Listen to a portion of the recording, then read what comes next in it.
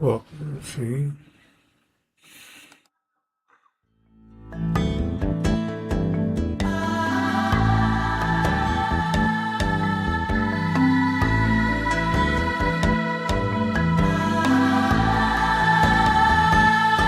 You know, on Friday we do a Stephen A. Smith review. At least for this week we will. Maybe next week, I'm not sure. I don't know if he said anything this week interesting enough to do another review on. So it's kind of hard to fill 60 minutes if doing a review of someone who doesn't say that much that's controversial. But I do want to clear up a few things first. With the, I think this second review we've done on Stephen A. Smith, someone reached out to me and asked me, why do I dislike Stephen A. Smith? And the truth is, I don't dislike him. I don't know the man. He doesn't know me. We're not friends. We're not even acquaintances. We never met. Never spoke to the man, email, text, anything. No communication whatsoever. So, and so I was kind of curious as to why you would think I dislike Stephen A. Smith. And this person watched one of the shows when I was talking about him, or and I guess maybe got the feeling that I didn't like him. And so I guess that's on me. I need to do a better job of communicating. So let me just state up front, one, um, Stephen A. Smith is not someone I dislike. I don't know him. I assume that if I were to ever meet him and we were to hang out or something, that we'd get along just fine. He's outspoken. I like outspoken people because you always know where you stand with them. You can have grown folks talk with people who are outspoken and honest. And he comes across that way to me, so that's how I believe that he is. That's his personality. Until I see otherwise. The other thing is Stephen A. Smith is good at what he does. He's either the best sports journalist on television, or at least one of the best, top three, easily top three. But you can certainly make an argument that he's the best at what he does, his craft. Also, I haven't found anything analysis-wise that I disagree with Stephen A. Smith on. His analysis of the situation on the political front is pretty much spot on, just like his sports analysis. Now, I do not like it when he rags on the Cowboys and troll Cowboy fans like myself, especially when he's telling the truth about our situation. Even though we know it to be true, we don't want to hear it. All we want is for the Cowboys to win, go to the Super Bowl, bring us back a trophy every year. We're spoiled that way. Well, we were spoiled that way. It's been 30 years now since we've been to the Super Bowl. And we have Stephen A. Smith to just about every year tell us why they can't get back and why they won't get back. So and what he says is probably true. Most of it is true. I'm not, but like I said, I'm a true Cowboys fan through and through. I don't want to hear the truth. I just want to hear good stuff about the Cowboys, and I want them to win. Period. That's it. That's all I want. I'm a homer that way. So that on the sports front, that's where we are. So I do not like him on the sports front, especially when he's telling the truth and ragging on the Cowboys. Otherwise, he's a person that I think personally, if we were friends, that we can get along quite well. Or if we knew each other, ran the same circle, we'd be fine. Now, let's get to some of the comments that Stephen A. Smith has made that I disagree with. It's not that his analysis is what I disagree with. The things he said about the Democrat Party are spot on. The leadership, mostly spot on. The issue that I have with Stephen A. Smith is simply for one thing he said. He said that he would like power to be split between Republicans and Democrats. So if Republicans are in the White House, Democrats control Congress, or vice versa. Or they split Congress, House and Senate. They have joint control. And he thinks this is best if you have divided government. So that's what he works towards. And I've noticed that his commentary, his advice, is all pretty much advice for Democrats on how to get better or what they can do to improve. I never hear him say, if you Republicans want to win more seats, keep control of Congress, win the White House, y'all should do X, Y, and Z. Never. And this is why that's why I concluded, he's a closet Democrat, even though he hides behind the I'm a registered independent label. Really, he's a Democrat. Because it's not what you register as that matters, it's how you vote. And that doubt very seriously based on his own opinion, on the things he said. He said he didn't vote for Trump once, twice, three times. But he said he's getting close. So it lets me know he's growing. He understands the political party, how bad they are. I don't know how much time he spent researching the history, but I do know he's well spoken, articulate, very good diction, grammar. I'd be very surprised if he haven't taken out some time to study the history of the Democrat Party, understand how bad they have been to black people, being the party of the South, being the party of the Confederate, being the party of slavery, the party of the KKK, the party of Jim Crow, the Black Codes, the Pig Law, the party of every Supreme Court issue adversely affecting black people. They're on the wrong side of it. We went over one of those cases, a Dred Scott case, just a couple of days ago on the show. This is the party that supported Dred Scott, party of separate but equal, the party on the wrong side of the civil rights movement. I mean, this is the party that destroyed the black schools, destroyed inner city businesses. You want to talk about the party behind Rosewood and Greenwood, Black Wall Street, and many others that were coming up at that time?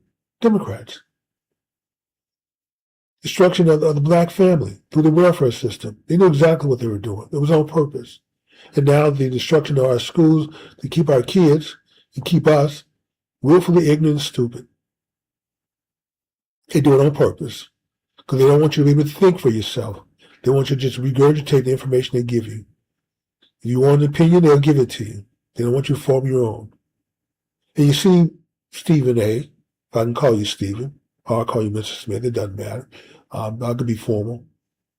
Or your whole name, you'll see Stephen A. Smith. This is why sharing power with such an evil group of people, elitists, that white Anglo-Saxon, Protestant, socialist, communist, Marxist, Democrat, the elites of them are very dangerous. They're the ones who put this system in place.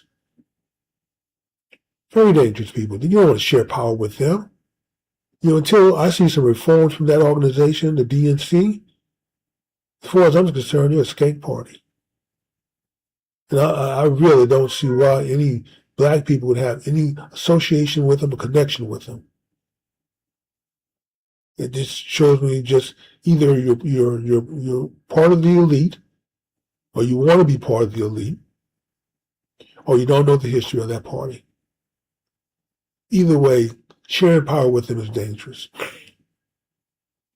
The other thing that I believe in one of his shows, he talked about the messaging of how 21 Senate Democrats, I guess they either were doing infomercials, interviews, made a video, how they all sound the same. Basically, Orange Man bad. All they could talk about is Orange Man bad. And he basically pointed out, and he was correct, that messaging is not going to win you the White House in the next election. J.D. Vance or Mark Rubio, or both, I think they're probably going to run on the same ticket, with J.D. Vance being the president and Rubio being vice president. I'm very impressed with how Rubio has handled himself as Secretary of State, and J.D. Vance, the vice president.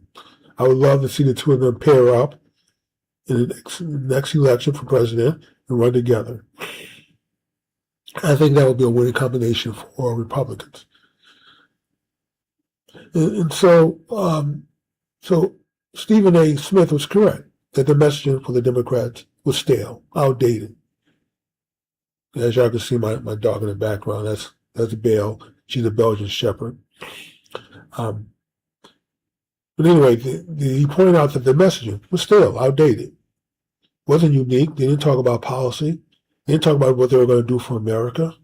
They didn't talk about any changes they were going to make other than to undo what The Orange Man is done. So Orange Man bad was the message. 21 of them took out the time to make comments, record it, piece it all together. All said the same thing, Orange Man bad. And Stephen A. was mystified by this. Why would you do this? Why would you waste your time and bandwidth? He said it's almost like they just hand out a memo with talking points. Everybody said the same thing, like robots. Well, Stephen A., here's where I'm going to help you out. Your observation and analysis is correct. Spot on.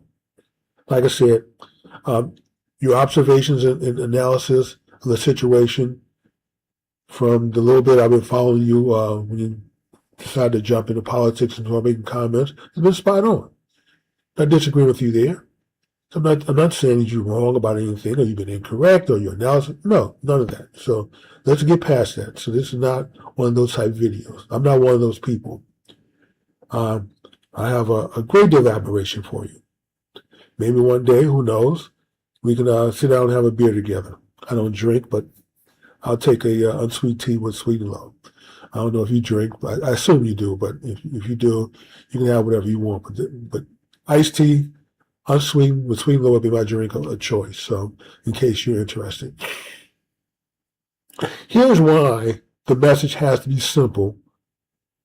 And this is why they all have to say the exact same thing. I'll explain it to you, just to help you out. For years, since Bubba was elected, all we've been hearing from Democrats as to why they're not having more success at the election, on the ballot, in the election booth, is that the American people just don't understand the message. They all keep saying we have a messaging issue, not a policy issue. The American people y'all are too dumb and too stupid to understand the message that we're trying to convey to you.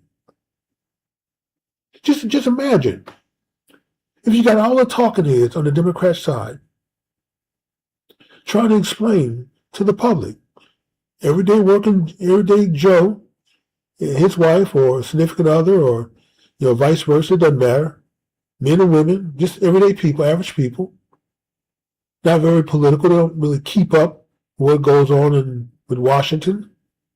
They follow a little bit on the news. But for the most part, they're not news junkies. I mean, my wife and I are news junkies. I would say maybe half our conversation on a daily basis is what's going on in the world, what's going on in the country, what's going on in politics. When it's a slow news day, it makes for a long day for us because, we don't have as much to talk about. We have to start talking about the dog at that point and what they're doing. We have to find other things to have a conversation about. But generally on a good news cycle day when there's stuff going on, oh yeah, we share news and she gave me updates, I give her updates. We have our opinions and our theories about things that we share with each other. So that's just who we are. That's our life now. We're news junkies, information junkies. And so we understand the issues at heart. So Democrats can talk to us easily. We understand their issues. Messaging is not a problem for us. But we're not average, typical Democrats. We're not Democrats at all, but we're not average, typical, the demographics of Democrats who generally don't think for themselves. They regurgitate information. If you say Orange Man bad, they would just repeat it, Orange Man bad. Most of them that are out there protesting, acting a fool, and hindering federal investigations and keeping the government from doing their job. When you interview them, you're a journalist, go ahead and interview some of those nuts. Ask them, why are you doing this? Why did you come out today? They don't have an answer. Like a deer in the headlight, they don't know. They just follow all the functionaries. Oh, well, it sounds like a good thing to do. They're going to pay me $50 for being out here. It's just a bunch of homers and gomers and goobers. Follow all the functionaries. And so here's a dilemma that they're in. Joe Biden can't explain why he opened the border intelligently to these gomers, to these goobers. He just wouldn't let me do it. Now, we know, intelligent people know, smart people know, that he opened the border up for votes. He was hoping to get them all here, find some way to give them amnesty, give them some kind of legalization, a work permit, a yellow card, green card. Because with a work permit in America, you can vote. You can register to vote with a work permit. You don't have to be a citizen. I think most states, most jurisdictions, a yellow card or a green card is enough because now you're subject to the laws of the United States, and so you can vote. That's how he was hoping. The TPS people who worked could vote. And even if you don't get legal status for the 10, 12, 20 million, nobody knows exactly, with just estimates. On the conservative side, 12 million. Some things that they're as high as 20 million. But regardless of what the number is, even if you can't get them legal status, guess what? We already know that just about each one of them is going to have 2 or 3 children. That's potentially anywhere from 30 million to 60 million new voters in 18 years. So we just have to wait. It's a waiting game. They always play the long game. If I can't get 10 or 12 million new votes today by giving you some kind of legal status, in 18 years, we'll have 60 million new voters, and guess what they're going to vote for? They're not going to vote for Republicans. They'll try to deport their parents, lock their parents up, send ICE and Border Patrol after them. Oh, no. They'll vote for Democrats because Democrats are for the open border. Try having the talking heads, any of them, Schumer, Chuck E. Schumer, Jeffries, Pocahontas, any of them. Try to explain why boys going to girls' bathrooms because they identify as girls is a good thing. They can't. They can't explain that to the average parent who has a daughter. There's nothing they can say to any functional parent who has a daughter, explain to them why it's okay for boys to go into the girls' bathroom. And deal with the little boys who rape girls in the girls' bathroom and have the schools to cover it up. Why this is a good thing? On policy. Why? You can't explain it. There's no explanation for it. I understand why they do it.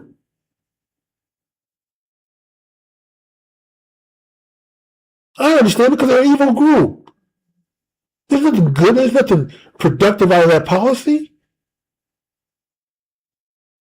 They just want to cause dysfunctionality. This is what they're about. Try having any of the talking heads on the Democrat side explain why it's a good thing for men to play in girls' sports, take away scholarships and opportunities from women, just simply because they identify as a man. When the number 281 ranked swimmer in college swimming, collegiate swimming, number 281, decides he wants to be a woman and swim with the women, he goes from number 281 and swim with men to being number 1 ranked with the women. Explain to women now why that's a good policy, how that's a good thing. Well, the rest of us know, even Stephen A. Smith knows this. When the all-star WNBA players play against a group of high school players,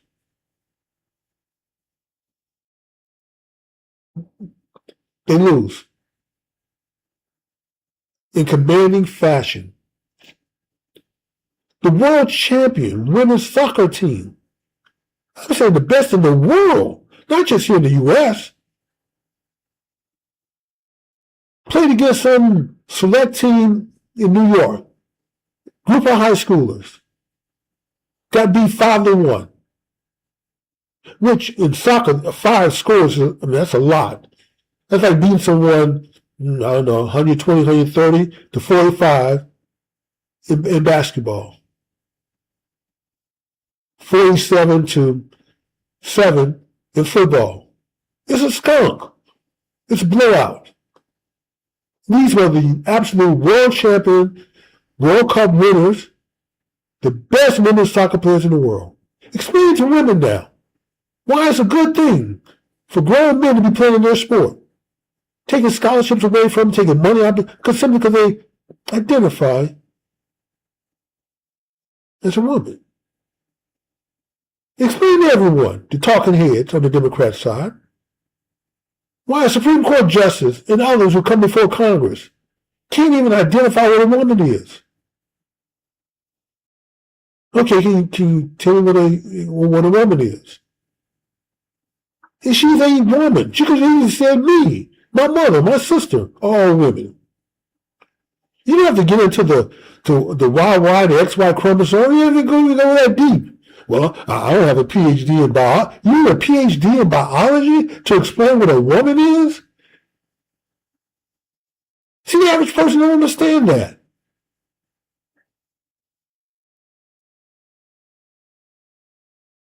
The sanctuary cities, where you protect and stand up for criminals. People who are not just entering into the country illegally, and then the press covers up and just say, well, they just came here to work. Well, a lot of them did just come here to work. But there are a lot also that in addition to breaking our immigration laws, have committed other violent crimes against American citizens. But if you arrest them, you're throwing people in cages. Kids. If you deport them, and the family decides to go, well, see, they're deporting American citizens. Those kids are Americans. You're breaking up families. Although anybody else who breaks the law gets arrested, go off to prison, which I think America has 2 million people sitting up in prison today. I think that's just on the federal side. I'm not sure what it is on the state side. But those 2 million women, mostly men, that sit up in prison, nobody care about their families being broken up. Nobody bullhorning and crying and protesting over their families being broken, them not being around their kids. Explain that so people can understand it. None of their policies make sense to the average person, so they have to lie about it. Oh, this is just about keeping families intact. Oh, this is just about gender identity. There are only 2 genders. There's male and female. And there are a bunch of mixed up people after that. That's it. You're either a man or you're a woman. You're either male or you're female. Any other identity, you're just delusional. You're mixed up. You need help, mental help. It's a mental delusion to think that somehow there are all these different sexes and genders. They're not. And rather than give these people some help, medication, to help them think clearly, explain to the public why you just go along with it. And make it sound like you're protecting these people, our kids. That's not the policy. All the birth control, the gender reaffirming surgeries that you force on these kids and parents are powerless to do anything about it. Your child can be taken away from you if they decide that they want to change their sex. Dad, I think I'm a woman. I want to go get hormones and treatments and get a sex change. When you're 18 and you're grown and adult, you can make your own decisions. You can do what you want to do. As long as you're under 18 in my house, I have to take care of you. I'm responsible for you. The answer is no. But if you take that stand, your child, they can call Child Protective Service and have your child taken away from you. Explain that. Well, people can understand it. That they can't even raise their children the way they see fit. Do you see now, Stephen A. Smith, how evil these people are? Even Martin, forget the past. I can go through their checkered history. The lynchings, the hangings, the destruction, all the damage, psychological damage they've done on black people, the destruction of the family, taking them in the economic base. All done on purpose, not by accident. It wasn't we were just trying to do good, JR, and it just didn't work out. Well, if that's the case, I understand that. Everybody understands that there are some things work out, sometimes they don't. But when you understand that it didn't work out, you make corrections. You try to fix it. You try to undo the damage that you've done and improve upon it. Which Democrat policy, the welfare policy, have they ever tried to fix? Hell, just putting work requirements in for welfare became a major issue. It ended up being great for the country. A lot of women went to work, got the welfare rolls, money started flowing in because you weren't paying it out in social benefits. Welfare reform was really great. I'll give Bubba credit for signing into law. Him and Newt Gingrich put it together. Only for it to be slowly undone and unraveled by Obama, by Bush, two knuckleheads. But it's not fair to require people to work for social benefits.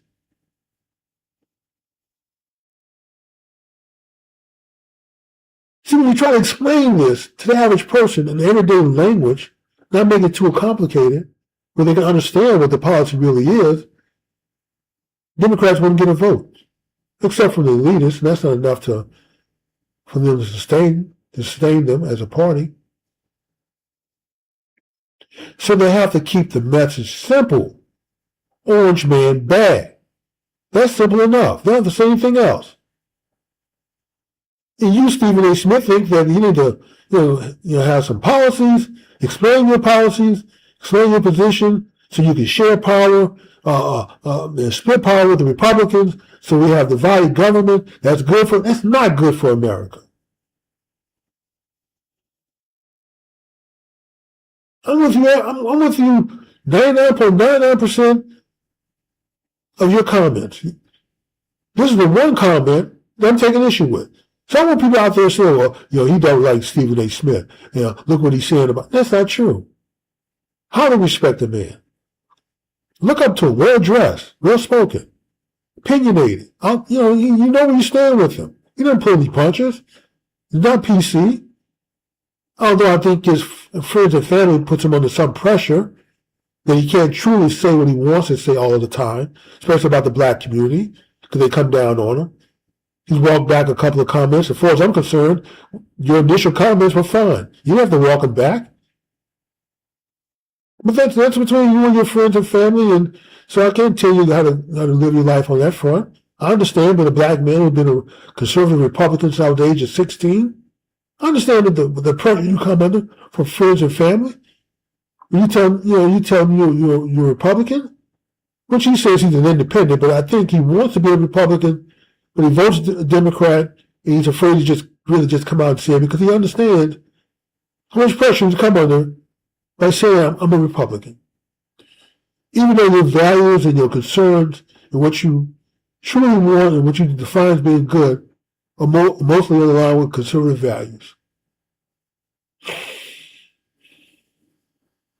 Orange man bad is their only option that they have because they can't explain their policies and get a vote if people fully understand what they're about. They have to lie about it.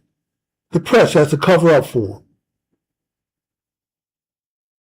Mislead people. This is the reason the schools are so poor.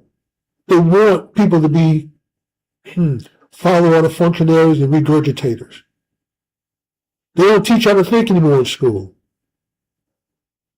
When I was coming up in school, I took geometry and I took advanced geometry. In advanced geometry, all we did was proofs every day. If you have parallel lines intersected by a line, alternate interior angles, all had to be, prove that they're equal or congruent. You had to know all the theorems for geometry.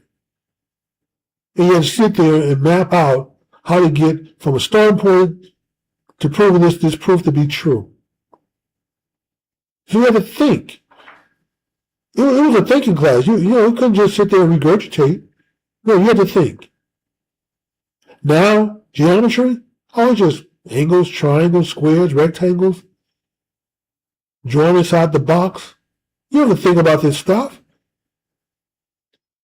Public school has removed all the classes that force you to think. Elementary analysis, gone. Any kind of advanced calculus, pre-calculus, gone. Replaced with math for dummies, math for stupid people, business math, math for dummies. All the sciences, history, social, that's just regurgitation. Read this, read it back to me on the test. You have to think about this. They don't ask you your opinion.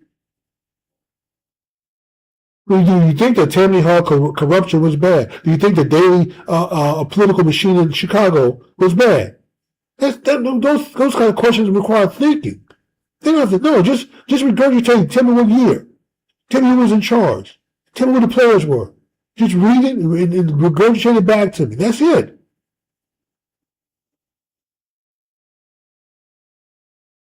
And now we have AIs to think for us. Ask it a question, they'll give you an answer. You want a more detailed answer? Just say, give me more details. Bam. Mr. AI, I need to do a 10-minute presentation.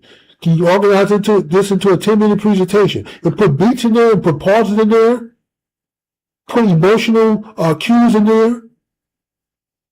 Here, bam, it comes back. Well, say this line and pause 1 second. Say this next line, pause. The next 2 lines, after that, a long pause. Look sad, look upbeat, look cheerful. As long as you can follow orders, you're good. No thinking, no be genuine. This is why the Orange Man is in the office right now. Because he speaks to people in a way that's non-political speak. He just says what he thinks and what he feels. He doesn't care if the chips fall. It's not politically correct for the things he say. He does his R.G. Barker type talk. But you don't hear any other white people saying this. The blacks, the Hispanics, the Asians. George, that was R.G. Barker back in the 70s. No white people today say the blacks. They say African Americans. They don't even say the African Americans. They just say African Americans. They'll whisper it. I do have some African American friends. Or the person who was looking at me strange and I was a little uncomfortable was an African American. You hear Trump whispering anything, he just says what he wants to say. He's not politically correct. My wife says that, his grammar, not grammar, but his vocabulary is limited. Although I've seen Trump in early interviews, he was much younger, he did have more extensive vocabulary back then.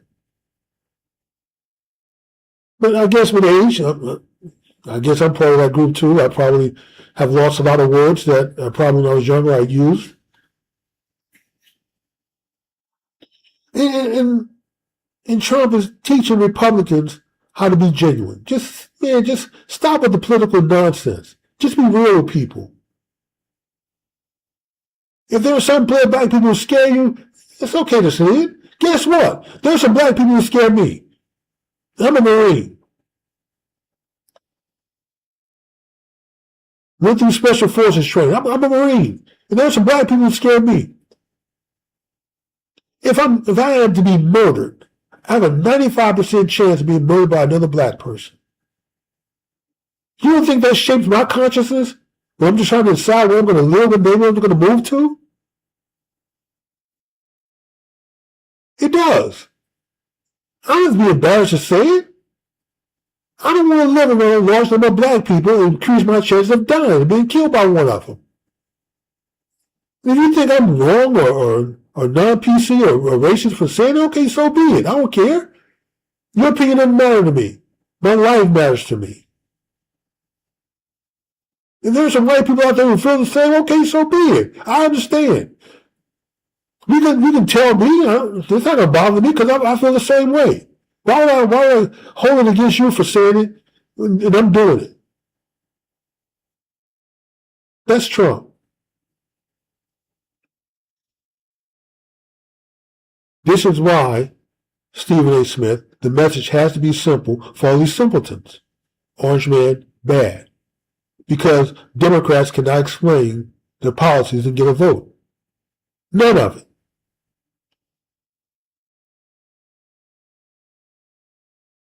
Even the deficit spending, they really enjoy spending. You can't even explain that properly to the average person. Because once the average person understands that their kids, their grandkids, their great-grandkids are going to be stuck with that debt, having to pay it back. They're going to be, and that their quality of life is going to suffer as a result of it. All the benefits that we've incurred, we've done on a credit card. But we don't pay the debt of the credit card. Not our generation. Sometimes as we get older, the effective tax rate goes down as you get older. So we're not paying it back. Young people are paying it back.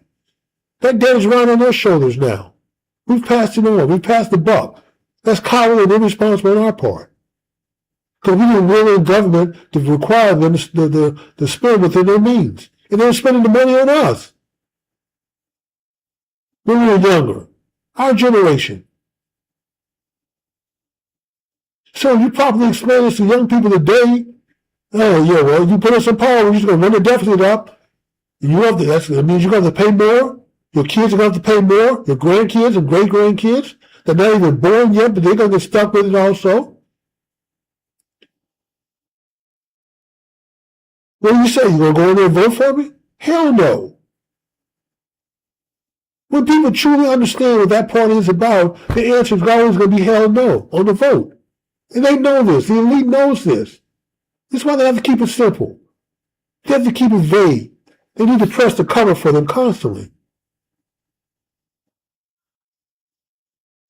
And this is why sharing power with him, Stephen A. Smith, is bad.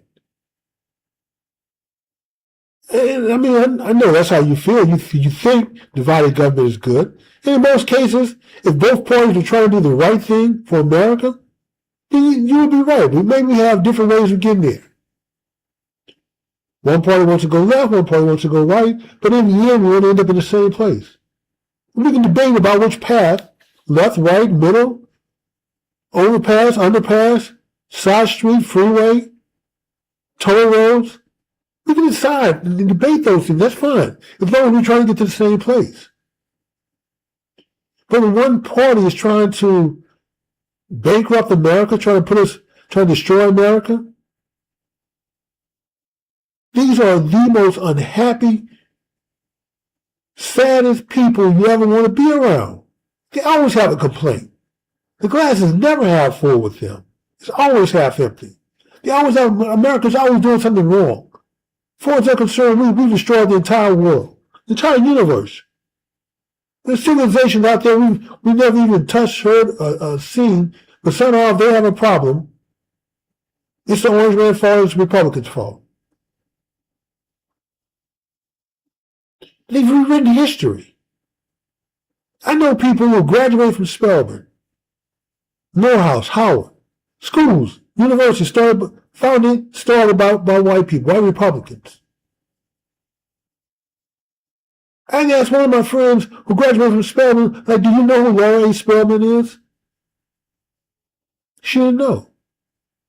Then she's like, oh, I guess it triggered something. Maybe she saw the picture of the name somewhere. She said, oh, yeah, I think she has something to do, the school is named after her. So I know she has something to do. So yeah, she started your school. Put the money up for the school. That's how you have Spelman University now.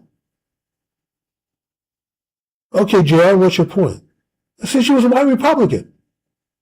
The very party that you are bad-mouthing all the time is responsible for your education, of putting an institution up there that you went to and graduated from. No, J.R., that's not true. You're a graduate from Spelman? Graduate from these HBCUs that were founded and funded by white Republicans, and you don't know the history of your school?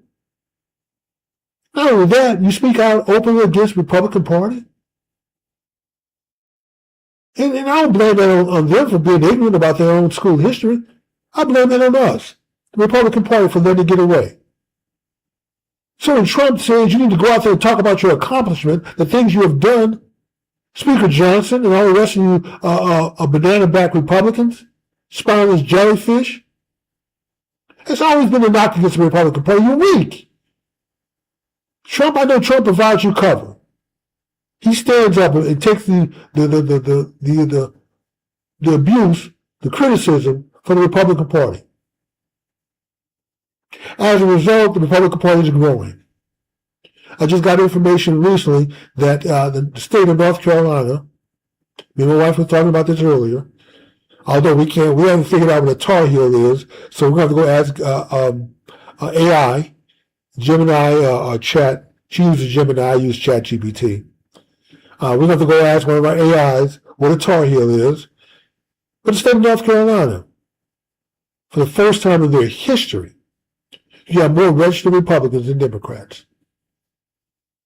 The state of Nevada has flipped from blue to red. More registered Republicans now than Democrats. Nationwide, now I did see a report from CNN that how many Republicans have left the Republican Party because of Trump and now registered for Democrats. But that wasn't the whole story. That was only half the story. The rest of the story is, and you would think, from listening to that story, I can see why Stephen A. Smith was influenced by thinking L.A., Portland, Oregon, Minnesota, and New York, a microcosm for America. That somehow the Orange Man and the Republican Party is in trouble come November because of what's happening in those four cities. So Stephen A. Smith, let me share this with you, the other part of the story. For every one Republican that has left the Republican Party to become an independent, become a Democrat, become whatever, we have flipped 3 in return. 3 people. 3. And this is not new members or people that just new registration. No. These are registered Democrats who are now registered Republicans. 3-1. Nationwide. In addition to seats that we've gained through redistricting, Texas has gained 4 seats because of population changes. Florida, 5 seats. Tennessee, 2 seats. People are moving out of blue states, highly taxed, poorly run, being turned into third world countries right here in America, and going to safer, more well-managed places with lower taxes, red states. And if these banana spineless Republicans would simply do what Trump asked them to do, talk about your accomplishments. Don't be afraid to just speak your mind. Talk to people as if they're your next door neighbor and your best friend. Stop this political talk. That's very convoluted. Keep it simple. We did this. We did that.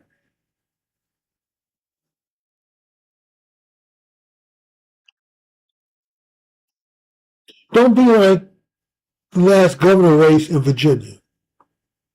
Candace Spears, Lieutenant Governor Spears, her and her boss got elected with Trump's help. But then when she decided to run for governor, she distanced herself from Trump. He didn't go down there and campaign for her, raise money for her. And she lost in commanding fashion. Because she watched the news and listened to the hype that somehow Orange Man is bad. She thought she could just win a policy debate.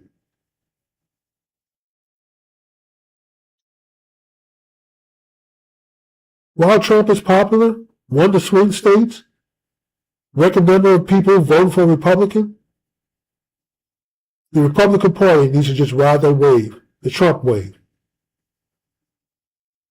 Become like Trump. Be outspoken, tell the truth as best you can, share your thoughts and opinions with people, speak to them in regular talk. Stop the politician speak. I know you have advisors and people around you that train you and tell you what to say, write your speeches, throw it out. Just talk from the heart. It's okay. People will appreciate you for doing that. And then on top of that, always put the interest of America first. We don't have to support the world before our own interests. We don't have to put other nations in front of us. The Orange Man is giving you the formula for how to be successful in America. Put America first in all that you do. That's not to say that we turn our back on the rest of the world. No, we encourage them to put their countries first also. If you need our help, we can see what we can do to help you, but we need to take care of our problems first before we tackle your problems. So go ahead and concede the alphabet community to the Democrats. Go ahead and concede open border policies to Democrats, boys and girls bathrooms, men and women's sports. Concede that to them. Let them have it. We don't have to debate them on it. We don't have to try to get that vote. Just let them have it. Let them fight for criminals. Let them keep going out there protesting ICE and deporting illegal immigrants who commit violent crimes in America. Let them have that space. Concede it to them. Let them know we bow down to you. You win. We will not debate you on it. We're not going to talk about it. We're not going to cover it. You have it. It's yours. You own it. And every opportunity you get, let the folks know that they own those. It's okay to say, hey, they're the party of the alphabet people. They're the party of boys and girls bathroom. They're the party of men and women's sports. That's their party. They're the party of open borders. It's okay to keep it simple and let people know what their party is about. But then after that, let them have it. We don't have to try to out-crazy them on the crazy issues that they support. We're going to work for the union voters. We're going to work for the everyday average man and woman. We're going to Trump has introduced a 50-year mortgage. How many people are going to live 50 years and pay off a 50-year mortgage? Probably very few. Maybe if you start in your 20s after college, right after college, got a good, decent job, at 22, 23 years old, you're in your 70s before that mortgage is paid off. What's the likelihood that's going to happen? Slim and none. But you know what? It eases the barrier to get into that house. It lowers your payments. So hopefully over time, the value of the house will increase. You'll build up some equity and you'll sell it. Cash out. Get some benefit from it. No one's expecting you to pay off a 50-year mortgage. But when confronted with what are we doing to lower entry for young people to get into homes, it may not be the best solution, but it's a solution. It works. He also had the credit reporting agency change the rules there. You know, they can look at your credit report for the last 7 years to find all kind of, you got laid off, you got medical bills that you just couldn't afford to pay. The Orange Man changed the rules.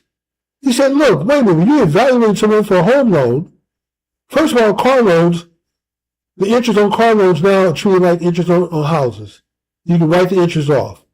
So for the people who are stuck in these high interest car payments because the credit is bad, well, you can get some relief.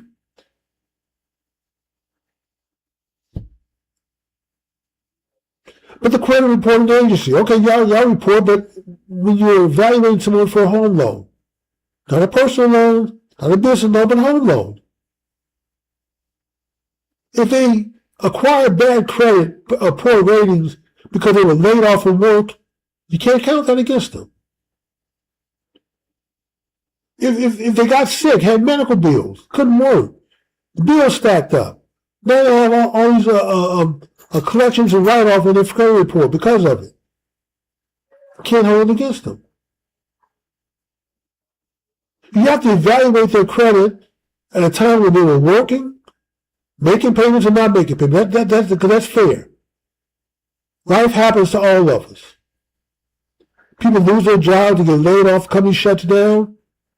They may have the well intention of paying their bills if they can, if they have the money. But if you don't have it, you don't have it. Why do you take the Orange Man if someone can figure this kind of stuff out? Common sense stuff. If we tell Republicans, hey, y'all go out here and run on this stuff. The food pyramid that we've had in place that's making America sick and fatter. All these seed oils, hydrogen oil, that used to be lubricants, not that wasn't even fit for human consumption, then all of a sudden we use it now in every product. And we're fatter and sicker than ever before. The pharmaceuticals, you start off with tobacco, which is bad. All the tobacco companies decided to get smart, and they got into the food companies. RJR, Nabisco, General Mills owned by cigarette companies, I believe. And then they turn around and get into the pharmaceutical business. That was a perfect trifecta. We make you sick with the food or the cigarettes. You go to the doctor, they prescribe the pills to you. And then we incentivize the doctor to sit there and just write prescriptions. They're just glorified drug dealers, really. Because if you write enough prescriptions, they will invite you to the conference in Fiji, Hawaii. Some really nice places that we do these seminars on our drugs. We'll invite you to it if you just write enough prescriptions. Drug companies are making money hand over fist, like there's no tomorrow. They may as well be in the back printing up themselves. They make so much of it. And don't get me wrong, the government's in on the scheme too, because it takes a lot of money to bring a drug to market. Fees and evaluation and studies. But now we've outsourced that to the pharmaceutical companies. They get to certify their own drugs now. You just pay the government, the money, and they allow you to certify yourself. That's another story. I don't want to get too far off track. But my point is that when confronted with problems, the Orange Man tries to come up with common sense solutions. Not rocket science. Not overly complicated. Not we're going to create an immigration bill, a border bill that allows 5,000 people to cross the border illegally every day, and only when it reaches 35,000, 5,000 a day for 7 days in a row, that the president did have the option to close the border. So we go 30,000, over 5,000 a day for 6 days, and then on the 7th day, we reduce it down to 4,999. Well, the next day the count starts all over again. But does that solve the problem? No. Does it still allow thousands of illegals to come into our country, millions? Yes. This is what Democrats do. They try to hoodwink us. Well, my hands are tied. I can't do anything about the border. Congress has to fix it. They have to pass a new law. Then they go find a Republican to work on it with them. They put all these kind of exceptions into the rule in the bill. Who in the right mind, who's against open borders, is going to go and vote for 35,000 plus a week that can come in before the president has the option? Doesn't say the president have to. You have the option to close the border. So even if you had passed the bill, Biden would just say, well, I have the option to close it, I choose not to. So they just continue to flow in. The Orange Man, without any kind of legislation, just put a stop to it. I think now they reported that we've had 10 months, straight months of zero crossing. Just totally shut it down. Tell people to do their job. I expect you to do your job. Do it. Secure the border. Start building the fence again. Common sense. Not rocket science. Talk to people in a language they can understand. And that way you don't have to lie. You don't need the press to cover it up for you. Take the message directly to the people yourself. Man, my time is almost up. Every time I get woke up, I get on a roll. I look down at the clock and, my time is almost up. I may have to expand this to 2 hours just to get all my venting in, to get all my comments in. Actually, I think an hour is more than enough. And for those who watch my show, thank you very much for your time, for being generous with your time, and allowing me to share my thoughts, my views, my opinions. I hope that I shared something with you that helps empower you. I know I talk pretty bad about the Democrat Party, but I know there are a lot of really good people out there who just don't understand how bad that party is because they've never taken the time to research. But if you get a chance, go to one of the AIs, and if you need me to send you the prompt to put in to get the information that you need, just reach out to me. The J.R. Stewart or jrstewart@openness.com, OPENESS.com, jrstewart@openness.com. Email me. I'll be glad to send you a prompt, put it into the your AI, whichever one you use, ChatGPT, Gemini, Copilot, Grok. They're all going to give you the same information. And then you can learn just how the checkered history. Because my wife doesn't like me saying that skank Democrat Party. Well, that's what they are to me, but I'll just say checkered history. You can learn about it. All at your fingertips. There's no reason to be ignorant about their history anymore. Or let them lie to you and tell you about this great switch that happened in the 60s. All the good Republicans became Democrats and all the bad Democrats became Republicans. Didn't happen. Just a lie. So my time is up. If you haven't already, please hit the like button. Please subscribe to the channel. I'm trying to grow the channel. You know, it's interesting. I have thousands of subscribers on my other channel. It's a personal channel. I haven't put much content out there, various stuff. Family reunions. I put other personal videos. Every now and then I get a bug to record something, and I'll put it out there. And really the last year I haven't put really that much out there. Some movie reviews. You know, various stuff. And I racked up, some animation. I racked up thousands of subscribers on that. Thousands of views. So, I figured, hey, if I could do it on that one where I wasn't really even trying to build an audience of that size and that many subscribers. This, I'm actually trying to build up subscribers. I'm trying to put meaningful, structured content out every day, Monday through Friday, 10 p.m. Of course, it's written there. You can see it. And then have some interesting topics. It's not all politics. Some of it is global events. Some of it is domestic events. Some of it is politics. Next week, I'm actually going to introduce some sports. Talk about my Dallas Mavericks. That kid, Cooper Flagg, he played the Charlotte Hornet the other night. We lost. But those two Duke players, Knipple, I think, is up with Duke. He was a hell of a number 2 at wingman for Cooper Flagg at Duke. I'm amazed that they didn't go to the national championship and get past Houston with those two on the team. I think Duke had 4 players to go to the NBA in the first round from that class. They should have won the NBA. I mean, they should have won the championship. My misspoke. I just misspoke. That's another story. We'll talk about some Cooper Flagg 49-point effort in a losing effort.